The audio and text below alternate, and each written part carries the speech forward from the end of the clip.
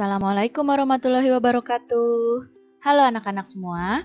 Hari ini kita akan belajar tema 2, subtema 3, pembelajaran kelima. Sudah siap untuk belajar hari ini? Kalau sudah siap, mari kita mulai belajarnya ya.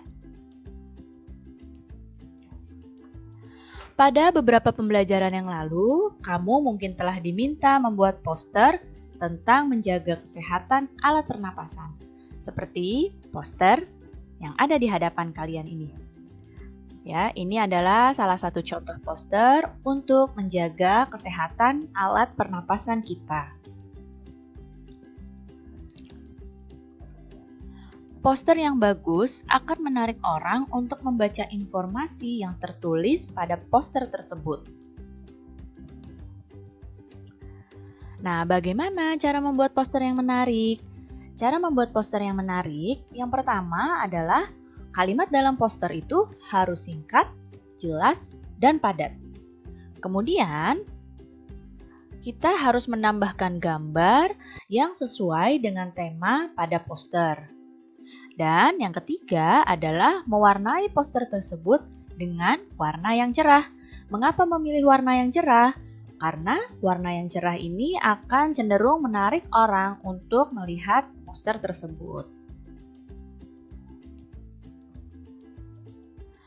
Nah, salah satu penyebab penyakit pada sistem pernapasan manusia adalah merokok.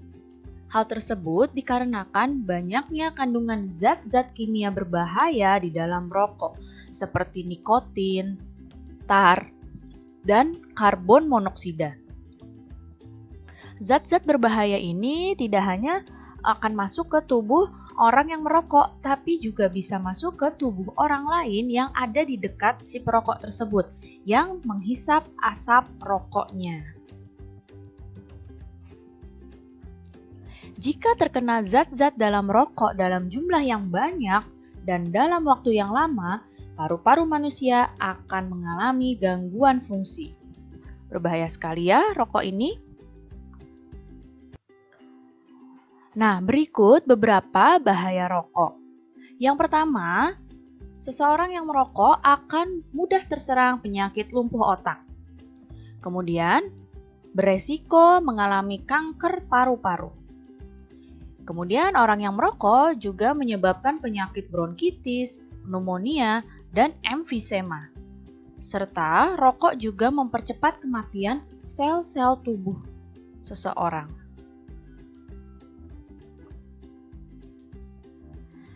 Nah, sekarang Ibu mau tanya, masih ingatkah kamu tentang cerita bergambar?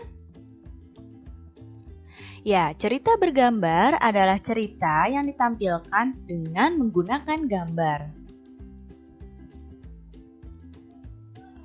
Sebelum membuat cerita bergambar, sebaiknya siapkan alat dan bahan yang akan digunakan. Contohnya, menyiapkan kertas atau buku gambar, menyiapkan pensil, penghapus, penggaris, serta alat untuk mewarnai. Alat mewarna ini bisa krayon, pensil warna, atau cat air. Untuk membuat cerita bergambar, ada beberapa tahapan yang harus kamu lakukan. Apa saja tahapannya? Tahapan membuat cerita bergambar yang pertama adalah menentukan dulu tema dari ilustrasi atau gambar yang akan dibuat. Tentukan dulu ya temanya apa supaya tidak bingung. Kemudian setelah itu menentukan objek yang akan digambar. Siapa tokohnya, bagaimana suasananya, bagaimana corak gambarnya, serta media apa yang akan kita gunakan. Selanjutnya, setelah menentukan dua hal ini, membuat sketsa gambar menggunakan pensil terlebih dahulu.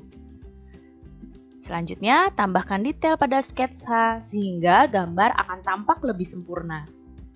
Jika diperlukan, kamu bisa menambahkan balon kata.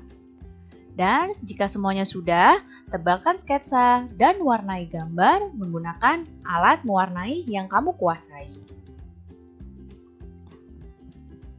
Baik anak-anak, cukup sekian ya penjelasan Ibu kali ini. Mudah-mudahan kalian dapat paham dan mengerti.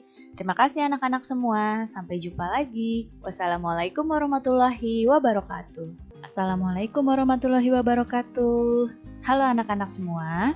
Hari ini kita akan belajar tema 2, subtema 3, pembelajaran ke-6. Sudah siap untuk belajar hari ini? Kalau sudah siap, mari kita mulai belajarnya ya. Perhatikan kedua gambar yang ada di hadapan kalian. Ini adalah gambar yang pertama, dan ini adalah gambar yang kedua. Apa perbedaan yang paling mencolok dari kedua gambar ini? Ya, gambar yang kiri ini gambar yang belum diwarnai atau baru sketsanya. Sedangkan gambar yang kanan adalah gambar yang sudah diwarnai. Jadi perbedaan yang paling mencolok adalah yang satu gambarnya belum diwarnai dan yang satunya lagi gambarnya sudah diwarnai. Agar gambar ilustrasi pada cerita bergambar terlihat lebih indah dan menarik, maka kita perlu mewarnai gambar tersebut.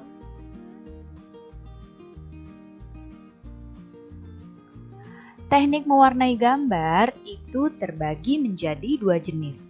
Ada teknik kering dan ada teknik basah. Kita akan bahas perbedaan kedua teknik ini.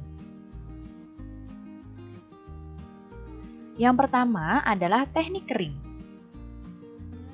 Teknik kering ini biasanya alat mewarna yang digunakan adalah krayon dan pensil warna. Jadi jika kamu mewarnai dengan menggunakan krayon atau pensil warna, berarti kamu mewarnainya dengan menggunakan teknik kering. Kemudian, tidak memerlukan pengencer. Jadi, ketika kamu menggunakan krayon dan pensil warna, kamu bisa langsung menggunakan kedua alat mewarnai tersebut tanpa perlu digabung lagi dengan air atau minyak. Jadi, langsung dipakai sudah bisa. Tidak memerlukan pengencer. Dan selanjutnya, gambar langsung dibuat di kertas dengan membuat sketsa terlebih dahulu. Nah, gambarnya bisa langsung dibuat di kertas gambar biasa, ya, dengan membuat sketsa menggunakan pensil. Jadi ini adalah mewarnai gambar dengan teknik kering. Nah, lihat di sini, teknik kering, alat mewarnainya yang digunakan adalah pensil warna dan krayon. Serta kertas yang digunakan bisa kertas biasa. Nah, ini adalah contoh mewarnai teknik kering menggunakan pensil warna. Ya, dan ini adalah teknik mewarnai kering dengan menggunakan krayon. Jadi, ketika kamu mewarnai menggunakan pensil warna dan krayon, berarti kamu mewarnai dengan teknik kering. Selanjutnya adalah teknik basah. Nah, kalau teknik basah itu mewarnainya menggunakan cat air atau cat minyak. Ya. Kemudian, dengan teknik basah itu membutuhkan pengencer. Biasanya pengencernya berupa air atau minyak. Untuk apa air atau minyak ini? Air itu digunakan untuk pengencer pada cat air, sedangkan minyak digunakan pada pengencer untuk menggunakan cat minyak. Jadi harus pakai pengencer biar warnanya menjadi lebih bagus. Dan gambar yang dibuat pada kertas yang lebih tebal atau menggunakan kanvas. Di sini ketika menggunakan cat air, itu kertasnya harus lebih tebal dibanding kertas biasa. Karena di dalam cat air itu pewarnanya menggunakan ada kandungan airnya. Jadi jika menggunakan kertas biasa, mungkin kertasnya akan cepat basah. Makanya dibutuhkan kertas yang lebih tebal. Sedangkan pada cat minyak, biasanya menggambarnya menggunakan kanvas. Nah, perhatikan di sini dengan menggunakan teknik basah, ini biasanya ketika menggunakan teknik basah, kamu akan membutuhkan palet. Ya, jadi palet ini adalah tempat untuk menaruh cat airnya yang dicampur dengan air atau cat minyak yang dicampur dengan minyak. Jadi kamu akan membutuhkan palet, kemudian alat mewarnainya menggunakan kuas. Ya, jadi alat mewarnainya ini kuas dengan cat air atau cat minyak. Kertasnya juga kertas yang lebih tebal atau menggunakan kanvas.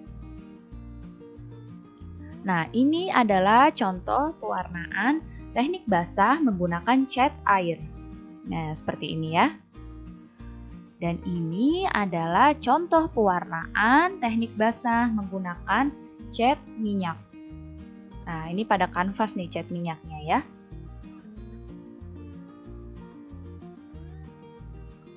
Nah, ini adalah contoh cerita bergambar yang sudah diwarnai. Nah, di sini ada cerita bergambar dengan judul Akibat Tidak Bekerja Sama.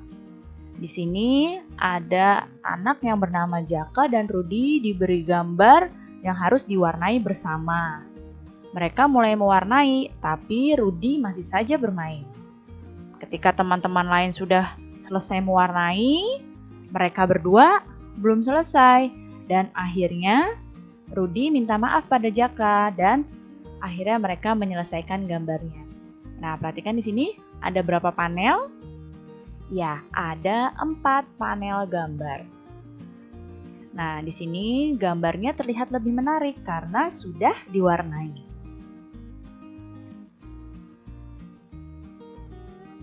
Cerita bergambar tadi yang baru saja ditampilkan itu menceritakan tentang sikap bertanggung jawab atas tugas yang diberikan.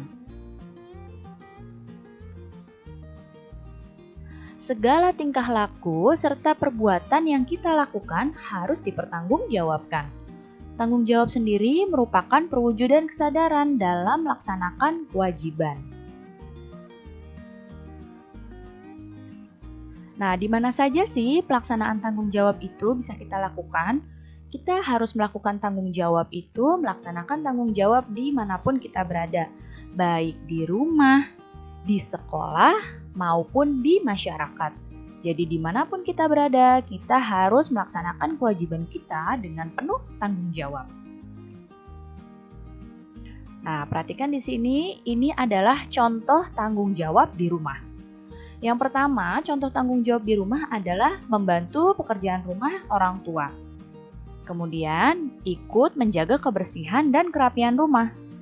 Dan contoh tanggung jawab di rumah adalah melaksanakan aturan yang telah dibuat di rumah dengan baik. Nah, ini ada contohnya ya. Di sini ada keluarga yang sedang bekerja sama dengan tanggung jawab untuk membersihkan rumah. Dan di sini ada anak yang gambar yang kedua, mereka membantu ibunya memasak. Ini adalah contoh tanggung jawab di rumah. Kemudian, contoh tanggung jawab di sekolah. Yang pertama, contoh tanggung jawab di sekolah adalah ikut menjaga kebersihan lingkungan sekolah. Kemudian, ikut membantu menciptakan suasana belajar yang nyaman dan melaksanakan semua peraturan di sekolah dengan baik. Nah, ini contohnya ya. Membersihkan ruangan kelas bersama-sama dan menjaga kebersihan lingkungan sekolah. Kemudian, ketika belajarnya dengan tertib seperti ini. Nanti ketika sudah belajar normal lagi di sekolah, kamu harus melaksanakan tanggung jawab ini di sekolah ya. Dan selanjutnya tanggung jawab di masyarakat. Di sini contohnya ada ikut menjaga kebersihan lingkungan. Kemudian ikut menjaga keamanan lingkungan dan juga melaksanakan semua aturan yang berlaku di masyarakat. Nah, di sini ada contohnya warga yang melakukan ronda malam untuk menjaga keamanan lingkungan. Mereka melakukannya dengan tanggung jawab agar lingkungan mereka aman. Juga ikut menjaga kebersihan lingkungan dengan kerja bakti. Nah, kita itu harus menyadari dan melaksanakan tanggung jawab dengan sungguh-sungguh, baik di lingkungan rumah, di sekolah, maupun di masyarakat. Jika semua orang menyadari dan melaksanakan tanggung jawabnya masing-masing, maka akan tercipta kehidupan yang damai dan teratur. Baik anak-anak, cukup sekian ya penjelasan Ibu kali ini. Mudah-mudahan kalian dapat paham dan mengerti. Terima kasih anak-anak semua. Sampai jumpa lagi. Wassalamualaikum warahmatullahi wabarakatuh.